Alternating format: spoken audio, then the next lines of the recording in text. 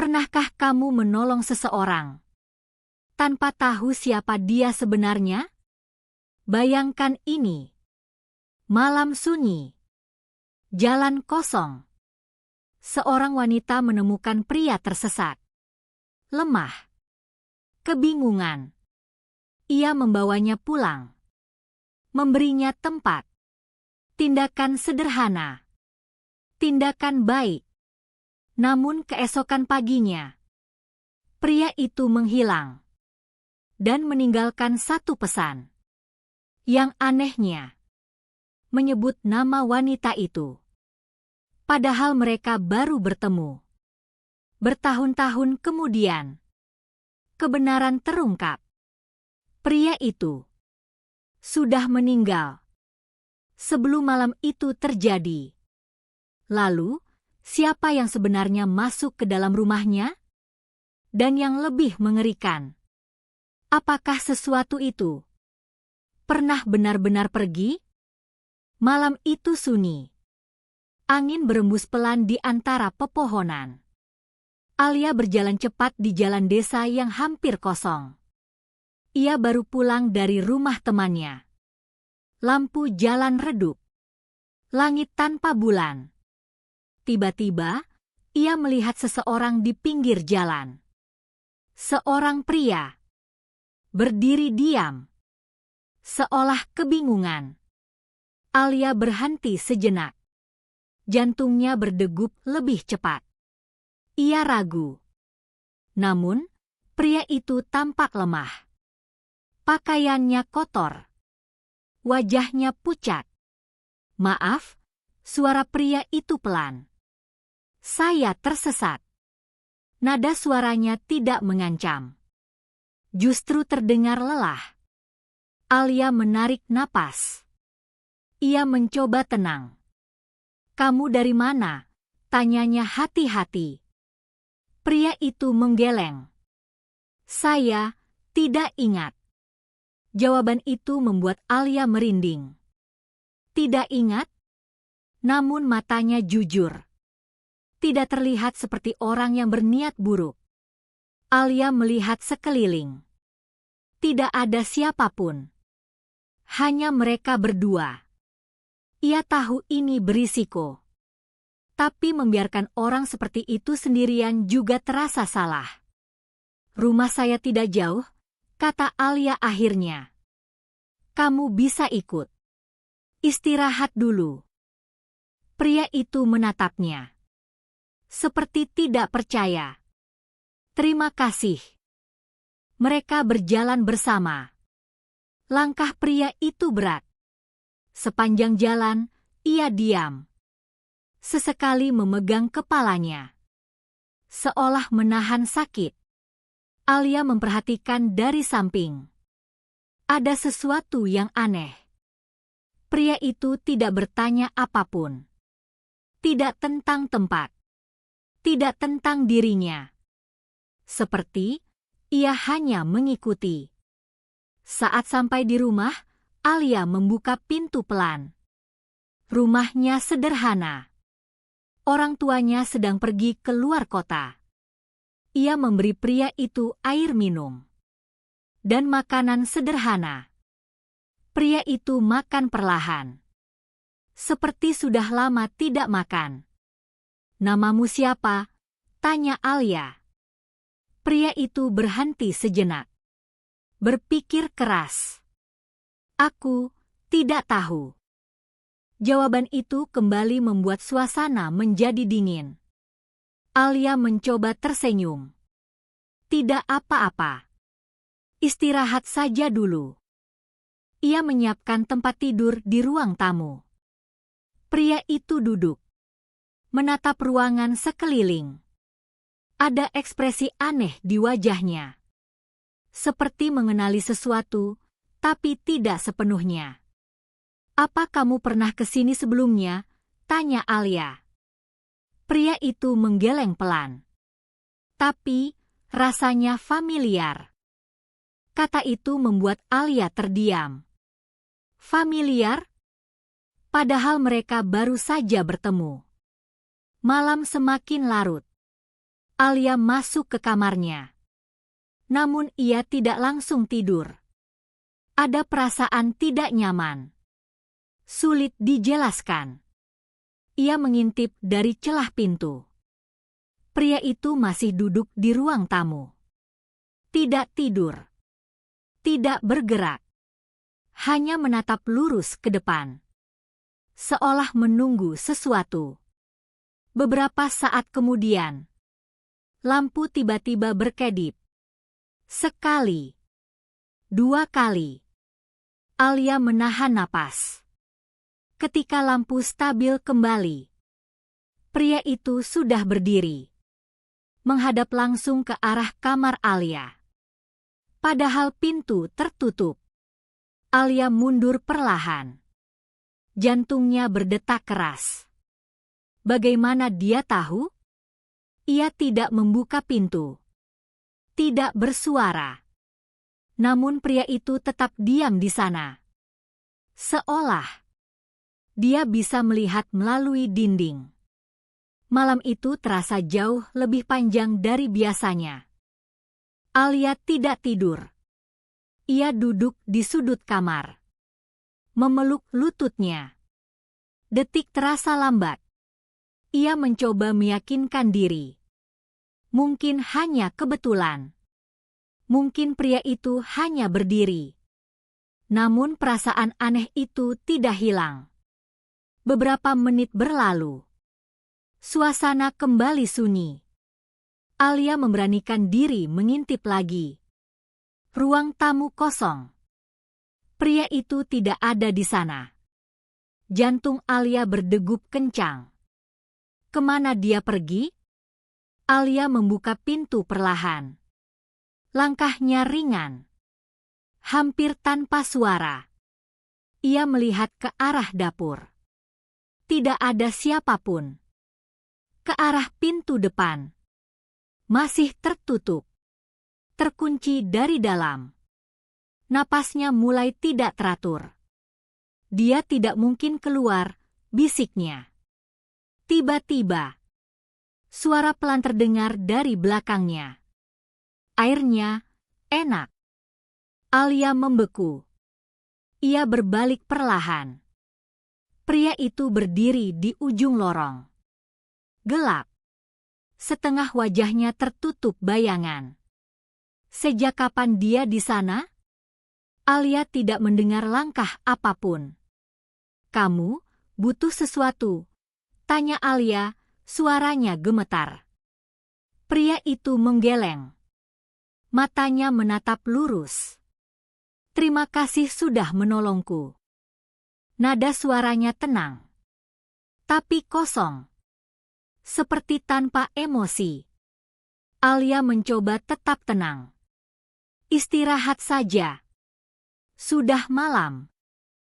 Pria itu tidak langsung menjawab. Ia menatap Alia beberapa detik lebih lama. Lalu, ia tersenyum tipis. Senyum yang sulit dijelaskan. Kemudian ia berbalik. Kembali ke ruang tamu. Alia berdiri terpaku. Ada sesuatu yang tidak wajar. Pagi akhirnya datang. Cahaya matahari masuk melalui jendela. Mengusir sebagian ketegangan malam. Alia keluar kamar dengan hati-hati. Ruang tamu kosong lagi. Namun kali ini, pria itu benar-benar tidak ada. Pintu depan terbuka sedikit. Udara pagi masuk perlahan. Alia mendekat. Melihat keluar. Tidak ada siapapun di jalan. Pria itu pergi. Begitu saja. Tanpa suara. Tanpa jejak. Di meja, ada gelas kosong. Dan sesuatu yang membuat Alia terdiam. Sebuah kertas kecil. Ia mengambilnya. Tulisan tangan yang rapi. "Terima kasih, Alia." Alia menegang. Ia tidak pernah menyebut namanya. Bagaimana pria itu tahu? Hari itu berlalu dengan perasaan aneh. Alia mencoba melupakan kejadian itu. Menganggapnya hanya peristiwa aneh semalam. Hari berganti hari. Minggu berganti minggu. Tidak ada yang terjadi. Hidup kembali normal. Namun, kadang, saat malam sunyi, Alia merasa seperti sedang diawasi. Beberapa tahun kemudian, Alia sudah pindah ke kota. Memulai hidup baru. Pekerjaan baru. Lingkungan baru. Ia hampir melupakan semuanya. Hingga suatu hari, di kantor, ia melihat sebuah berita di layar komputer rekannya. Foto seorang pria. Wajah itu. Alia langsung membeku. Itu dia. Pria yang pernah ia tolong. Tidak mungkin salah. Ini siapa? Tanya Alia pelan. Rekannya menoleh. Oh, kamu belum lihat. Kasus ini lagi ramai. Alia mendekat. Matanya tidak lepas dari layar. Dia ditemukan beberapa tahun lalu. Rekannya berhenti sejenak. Dalam kondisi sudah meninggal. Dunia Alia seperti berhenti. Meninggal? Rekannya mengangguk. Katanya aneh. Tidak ada penyebab jelas. Alia merasa dingin. Tangannya gemetar. Dan yang lebih aneh lagi, rekannya menurunkan suaranya. Beberapa orang mengaku pernah melihatnya setelah dia dinyatakan meninggal. Alia tidak bisa bernapas dengan normal. Pikirannya kembali ke malam itu. Pria di ruang tamu. Tatapan kosong. Senyum tipis. Dan catatan itu. Perlahan, Alia menyadari sesuatu yang mengerikan. Malam itu, ia mungkin tidak menolong orang yang tersesat. Ia menolong sesuatu yang seharusnya tidak ada. Alia tidak bisa fokus sepanjang hari. Pikirannya kacau. Wajah pria itu terus muncul. Jelas. Nyata. Padahal, seharusnya tidak mungkin. Ia mencoba menyangkal. Mungkin hanya mirip. Mungkin hanya kebetulan. Namun hatinya tahu. Itu orang yang sama. Malamnya, Alia pulang lebih cepat. Ia duduk di kamar. Lampu menyala terang. Ia membuka laptop. Mencari berita itu. Nama pria itu akhirnya ia temukan. Raka Pradana. Alia menatap layar lama. Nama itu terasa asing. Tapi wajahnya tidak. Ia mulai membaca lebih dalam. Raka ditemukan di sebuah daerah terpencil. Jauh dari kota. Tanpa identitas saat itu. Diperkirakan meninggal beberapa hari sebelum ditemukan. Tanggalnya membuat Alia membeku. Itu hampir sama. Dengan malam ia bertemu pria itu. Alia menutup mulutnya. Tidak mungkin. Namun fakta di layar tidak berubah. Ia terus membaca. Ada detail lain. Beberapa saksi mengaku melihat pria itu berjalan di malam hari. Kebingungan. Seperti tersesat. Persis seperti yang Alia lihat. Tangan Alia mulai dingin. Ia menggulir lebih jauh. Ada satu bagian yang jarang dibahas. Tentang rumah-rumah yang ia datangi. Orang-orang yang pernah menolongnya. Alia menahan napas. Beberapa dari mereka mengalami kejadian aneh setelahnya. Lampu sering berkedip. Suara langkah di malam hari. Perasaan diawasi. Dan beberapa mengaku melihat sosok pria itu lagi. Datang. Diam. Menatap. Alia menutup laptop dengan cepat. Napasnya tidak teratur. Semua itu terjadi padanya juga. Perasaan dia wasi. Lampu berkedip. Semuanya sama.